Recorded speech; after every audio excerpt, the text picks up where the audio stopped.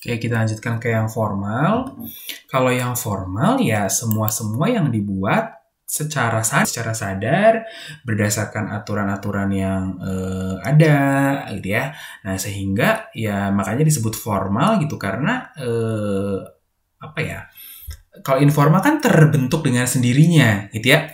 Kalau formal ya tidak terbentuk dengan sendirinya, memang sengaja dibentuk gitu, memang sengaja dibentuk. Makanya kalau teman-teman pernah lihat SOP ya ketika belajar SIA itu kan pasti kan membaca di FD apa segala itu kan itu dibuat secara sadar gitu ya. Job desk apalagi gitu ya.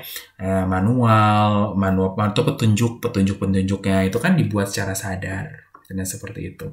Kalau yang formal sebetulnya nggak terlalu ini ya, nggak terlalu rumit malahan gitu karena semua tinggal dipatuhi, tinggal diikuti. Nah, memang gitu ya.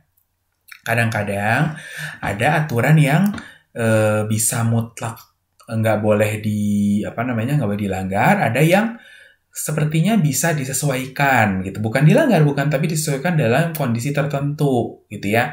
Nih misalnya aturan petunjuk gitu ya untuk melaksanakan sesuatu, tapi dalam pelaksanaannya para pengambil keputusan itu kadang-kadang boleh melakukan judgement gitu, menggunakan judgement untuk melakukan untuk mengambil keputusan gitu ya.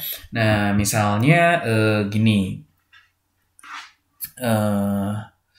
saya kayaknya pernah ngalamin deh beberapa waktu yang lalu gitu ya, tapi saya agak lupa kejadiannya gitu ya, lupa kejadiannya gitu. Jadi misalnya gini, ada syarat sekarang kan semua harus pakai masker gitu ya, harus menggunakan protokol dan sebagainya gitu. Nah, ini saya mau masuk mall gitu ya, saya mau masuk mall, masuk mananya BTC kalau nggak salah gitu, masuk ke BTC. Nah, itu pintu masuk BTC yang di bawah, yang di basement itu ada dua pintu ya. Nah, tapi dua pintu itu yang satu tangga, yang satu bukan tangga tapi lurus gitu loh. Gimana ya nerangin ya, kalau ketemu saya bisa langsung nunjukin, kamu pasti ngerti. Satu tangga, satu lagi buat bawa troli itu loh yang tinggal ditarik gitu nih, jadi terjal gitu loh, miring gitu. Nah, kalau dulu sebelum pandemi kita naik turun orang jalan itu ya lewat tangganya gitu ya, bisa papasan di situ, orang dengan orang tuh papasan di tangga itu. Nah, tapi kalau yang itu disediakan bagi yang mau bawa troli, karena itu ada geria di bawah situ tuh. Jadi kalau orang belanja segala kan pakai troli gitu ya, kita di sana gitu. Nah, sekarang yang buat masuk itu yang troli itu, buat keluar yang nanjak gitu. Nah, seperti ya yang nanjak, yang tangga. Jadi yang nanjak itu tangga, yang turun yang troli gitu. Nah, seperti itu gitu. Nah, kebetulan saya pergi ke situ bersama orang tua saya, sama mama saya gitu. Nah, mama saya sudah 70 tahun gitu ya. Dan di BTC nggak ada larangan buat yang, kalau nggak salah nggak ada larangan untuk ini. Saya nggak tahu ada larangan atau enggak gitu. Tapi mama saya nggak kelihatan kayak 70 tahun gitu. Mungkin kelihatannya kayak 50 kayaknya deh dia ngelihatnya gitu. Nah, cuman nggak berani turun yang begitu, nggak berani turun yang nggak berani turun yang terjal itu gitu. Nah, akhirnya izin ke satpamnya, ini nggak berani mas gitu turun. Oh, oke, lewat tangga aja, tapi nanti tunggu nggak ada orang. Nah, itu kan sudah judgement, artinya sok nggak apa-apa boleh lewat tangga, tapi tunggu nggak ada orang dulu gitu. Nah, akhirnya jadi nunggu nggak ada orang terus lewat tangga. Nah, seperti itu tuh, seperti itu. Jadi in some condition gitu ya, dalam kondisi tertentu itu masih boleh gitu ya untuk dilanggar, tapi ada dalam tanda kutip ya dilanggar, tapi ada batasannya gitu. Nah, seperti itu. Nah, ada juga yang persyaratan gitu ya, ini aturan harus dilaksanakan. Yang paling umum apa? Absen, daftar hadir gitu. Nah, seperti itu. Itu kan sudah dikendalikan orang, bahwa orang harus datang ke perusahaan setiap hari. Ya, bukan dalam kondisi pandemi ya, gitu, belum dalam pandemi. Nah, dalam kondisi pandemi ini pun kadang-kadang orang ada nih, bisa seminggu harus 2 kali ke kantor, sisanya 3 hari yang lainnya WFH dari rumah. Nah, jangan dipikir WFH nggak ada pengendaliannya loh. Kadang-kadang perusahaan sekarang sudah punya tuh pengendaliannya gimana cara WFH-nya. Itu harus bikin report apa yang dikerjakan pada hari itu di rumah dan sebagainya. Seperti itu. Kalau dulu kerja di kantor nggak perlu bikin report, orang bosnya lihat yang ngerjain apa, gitu dan seperti itu. Ya.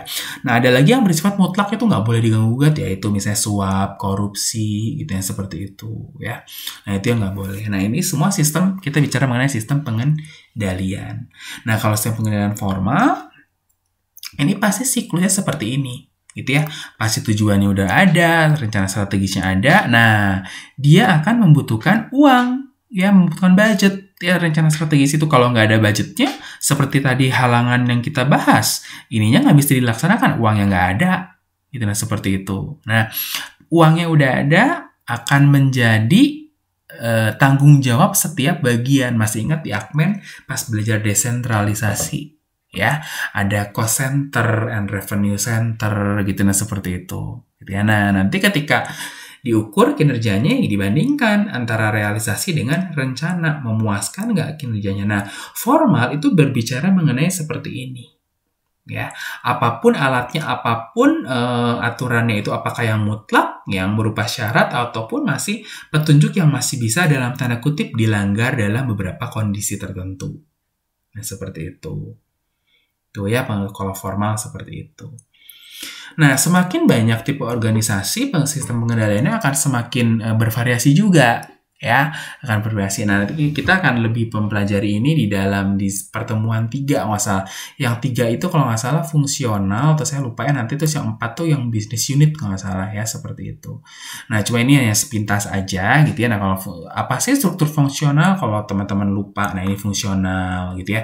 Jadi, manajernya, ini misalnya manajernya bertanggung jawab sama CEO-nya gitu ya. Nah, CEO-nya langsung ke manajernya langsung ke staff-staffnya gitu. Nah, seperti itu.